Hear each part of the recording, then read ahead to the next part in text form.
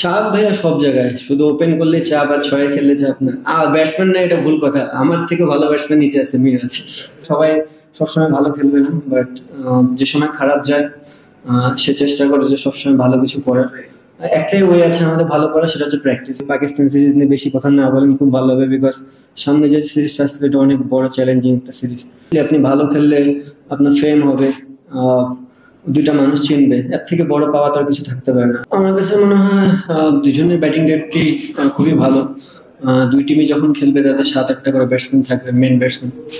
দেখেন, আমরা পাকিস্তানে খুব ভালো ক্রিকেট খেলেছি, and এটা আমার কাছে মনে হয় এটা পাস্ট হয়ে গেছে, বাট এখান থেকে আমরা কিছুটা কনফিডেন্স পেয়েছি। বাট স্যান্ডেলিনা সো রূপচর্চায় আভিজাত্য।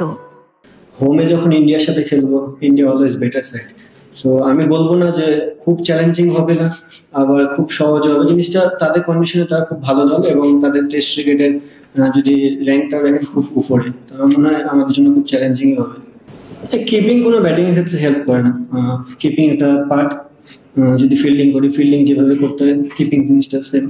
স্বাভাবিক, আমি অলমোস্ট 9-10 বছর হয়ে গেছে ক্রিকেট খেলতে, সো ওইটুকু এক্সপিরিয়েন্স তো হয়েছে।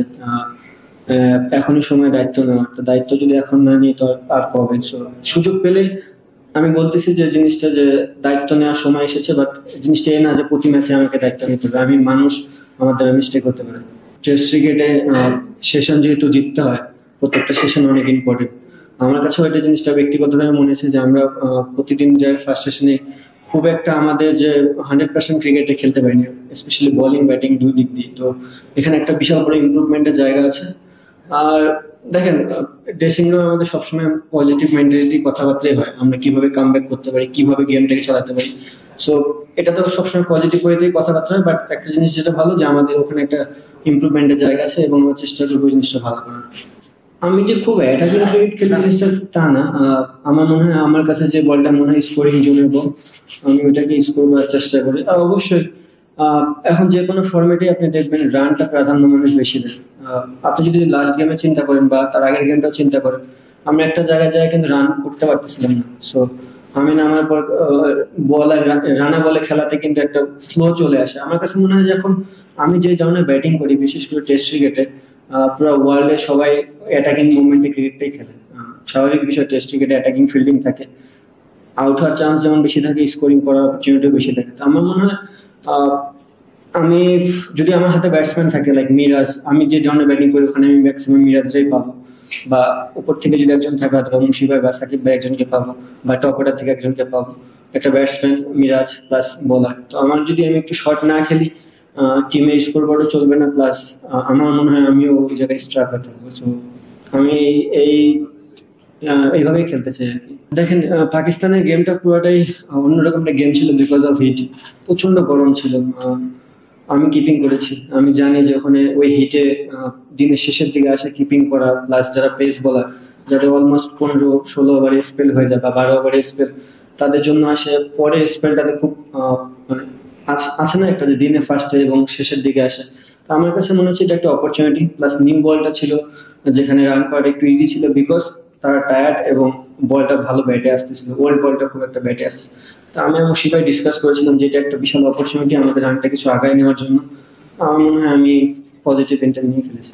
ক্রিকেট প্লেয়ার সবাই সবসময় ভালো খেলবে না, বাট যে সময় খারাপ যায় সে চেষ্টা করে যে সবসময় ভালো কিছু করার।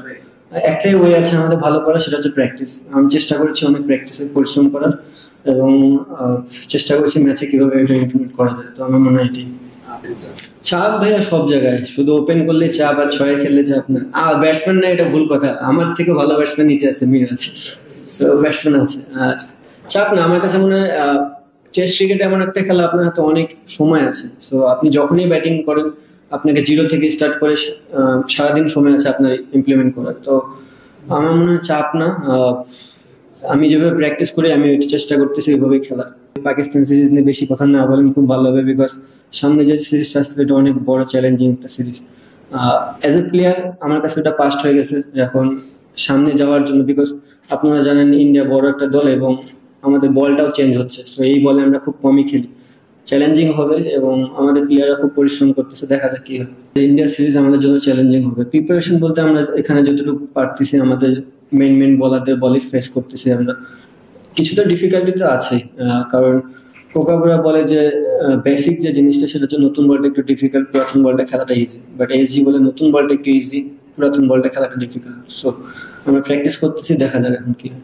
আপনি ভালো খেললে আপনার ফেম হবে, আহ, দুইটা মানুষ চিনবে, এর থেকে বড় পাওয়া তো আর কিছু থাকতে পারে না।